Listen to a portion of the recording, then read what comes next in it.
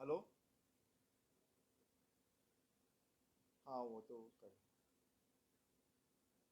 हाँ वहाँ से चल जाएगा। ठीक ठीक। ठीक है। ठीक है। ठीक। ठीक। हम्म। ये देखिए ऐसा है। अब जयराम जी तो गाना गाते रहते हैं, पर अब मैं क्या कहूँ उनको यार। कुछ तो लोग कहेंगे, लोगों का काम है कहना। वो तो शायरी रोज़ ही लगे रहते हैं करने, मैं उनका बहुत मान सम्मान करता हूँ। मगर उनको ये बात भी समझनी चाहिए। वो देखिए, प्रदेश के मुख्यमंत्री भी रहे हैं और मुख्यमंत्री के साथ वो प्रदेश के वित्त मंत्री भी रहे हैं।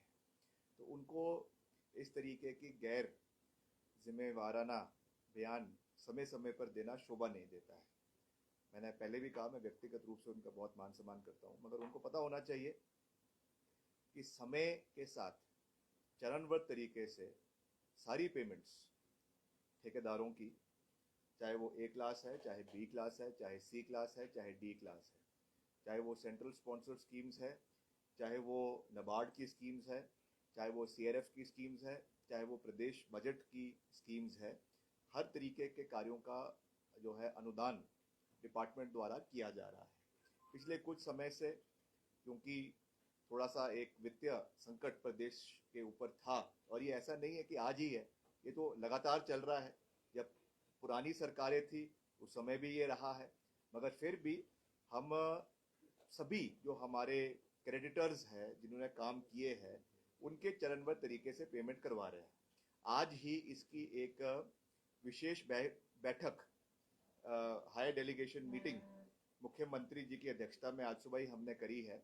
उसमें सेक्रेटरी फाइनेंस भी थे, सेक्रेटरी पीडब्ल्यूडी भी थे, हमारे ईएनसी भी थे, और ये निर्णय लिया गया है कि जितने हमारे छोटे कार्य हैं उनके लिए इमीडिएट जो है 80 करोड़ रुपए पीडब्ल्यूडी डिपार्टमेंट को रिलीज किए जा रहे हैं, जो अगले 2 दिन के अंदर रिलीज करवा दिए जाएंगे। और इससे हमारा भुगतान जो है वो कार्यों का जैसे पहले भी हो रहा है, वो आगे भी होता रहेगा। तो मैं समझता हूं कि जयराम जी को ठेकेदारों की इतनी चिंता नहीं होनी चाहिए। चिंता करनी चाहिए तो प्रदेश के लोगों की करनी चाहिए। ठीक है, ठेकेदार भी एक बहुत महत्वपूर्ण कड़ी जो है वो निभाते हैं, काम करते हैं, मगर चरणबद्ध तरीके से सब कार्यों का भुगतान किया जा रहा है। और बहुत से ठेकेदार जो है वो कोर्ट्स में भी जाते हैं, कोर्ट से भी उनको एडवर्स ऑर्डर मिलते हैं। तो मैं उन चीज़ों पे अभी विस्तार पूर्वक नहीं जाना चाहता हूँ, मगर वी स्टैंड कमिटेड कि जो भी लाइबिलिटीज डिपार्टमेंट की है उसको हम चरणबद्ध तरीके से पूरा करेंगे। मगर मैं आपको ये बताना चाहता हूँ कि पीडब्ल्यूडी डिपार्टमेंट जो है वो आइसोलेशन में काम नहीं करता है, वो एज अ होल सरकार का एक विभिन्न अंग है। इसलिए जो डिस्ट्रीब्यूशन, जो एलोकेशंस डिपार्टमेंटल वाइज हर डिपार्टमेंट को करवाए जाते हैं, उस तरीके से हम सरकार के सहयोग से इसमें कार्य करेंगे। और जैसा मैंने कहा कि 80 करोड़ रुपए मुख्यमंत्री जी ने आज सुबह ही स्वीकृत किए हैं, जो हमारे छोटे ठेकेदारों की जो अदायगी है पिछले काफ़ी समय से, खास करके जो आपदा अभी पीछे भी आई थी उसकी भी है, उसको इमिडिएटली उसका भुगतान किया जाएगा। अभी मैं डिपार्टमेंट के अधिकारियों को उसके बारे में बुलाऊंगा और उसमें दिशा निर्देश दिए जाएंगे और उसको उस पर कार्यवाही की जाएगी। सर, आपका भी विजिट रहा तांदी गांव में और मुख्यमंत्री भी गए हैं, तो किस तरह से जो है ये देखिए, मैं धन्यवाद करना चाहता हूँ मुख्यमंत्री जी का। जब मैं तांदी से वापस आया था तो एक विशेष मांग जो वहाँ पे लोगों ने रखी थी, करीबन 23 वहाँ पे मकान जलकर राख हो गए थे पूरी तरीके से। उन्होंने कहा था कि जो आपदा के दौर में जो राहत राशि सरकार ने घोषित करी थी, 7 लाख रुपए टोटली डैमेज हाउसेस को, और 2.5 लाख रुपए जो है वो पार्शली डैमेज हाउसेस को वो की जाए। तो मैंने मुख्यमंत्री जी से जब मैं वापस आया, मैंने इसके बारे में उनसे निवेदन किया और उन्होंने उस बात को स्वीकारा। कल वो खुद वहाँ पे गए थे और उन्होंने इसको जो है वो वहाँ पे अनाउंस किया है कि सभी जो अफेक्टेड फैमिलीज है उनको पूर्ण सहयोग जो है प्रति परिवार 7 लाख रुपए का दिया जाएगा। तो इसके लिए मैं मुख्यमंत्री जी का धन्यवाद करता हूँ। और संवेदनशीलता की ऐसे समय में आवश्यकता ज़रूर रहती है, मगर मेरा प्रदेश की जनता से भी ये निवेदन है, खास करके जो पहाड़ी क्षेत्र के लोग हैं, हमारे चंबा में है या कुल्लू में है या रोडू में है, शिमला में है, सिरमौर में है, जहाँ पे ये प्रचलन रहता है कि हम घरों में ही एक निचले बेड़े में, पुराने घरों में जो है वो घास को सुखाने का कार्य करते हैं। ये भी एक बड़ी चिंता का विषय है। इसमें हालांकि एक एडवाइजरी डिप्टी कमिश्नर द्वारा कंसर्न जिलों में दी गई है, मगर मेरा ये निवेदन रहेगा कि जो ये सूखा घास है इसको आप अपने घरों में ना रखें, घरों से थोड़ा दूर रखें, क्योंकि कोई भी अगर कोई शॉर्ट सर्किट हो जाए या और किसी चीज़ की वजह से आग पकड़ ले तो फिर उसको कंट्रोल करना जो है वो बहुत मुश्किल हो जाता है।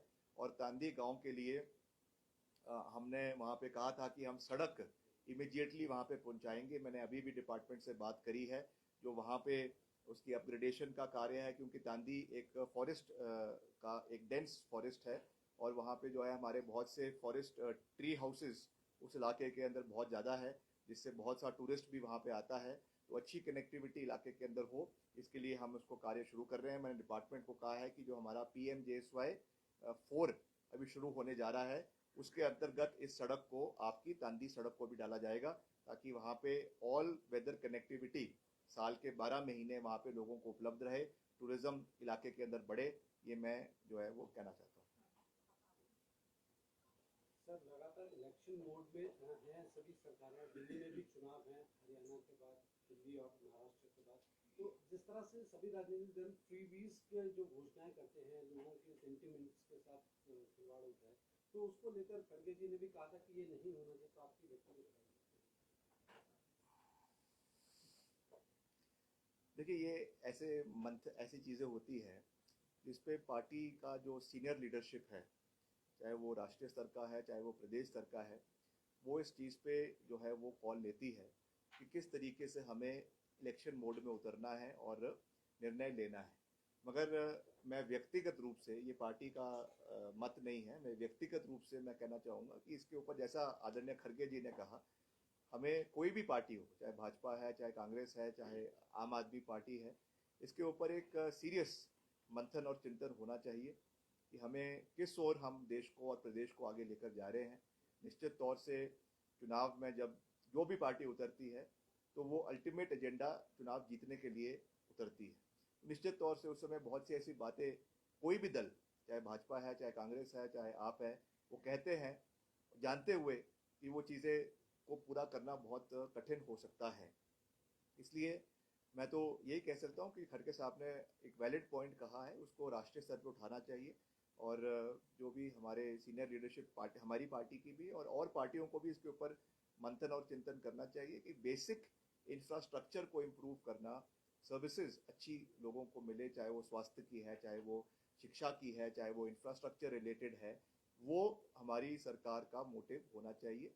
बाकी ये तो पॉलिटिक्स है, राजनीति है, तो इस पर मैं ज़्यादा कुछ नहीं कह सकता हूँ। मगर एक इस पर राइजिंग अबव पार्टी लाइंस जो है, इस पर सब लोगों को, सब पार्टीज को, चाहे भाजपा है चाहे कांग्रेस है, उनको इसके ऊपर निश्चित तौर से चिंतन और मंथन जो है वो करना चाहिए।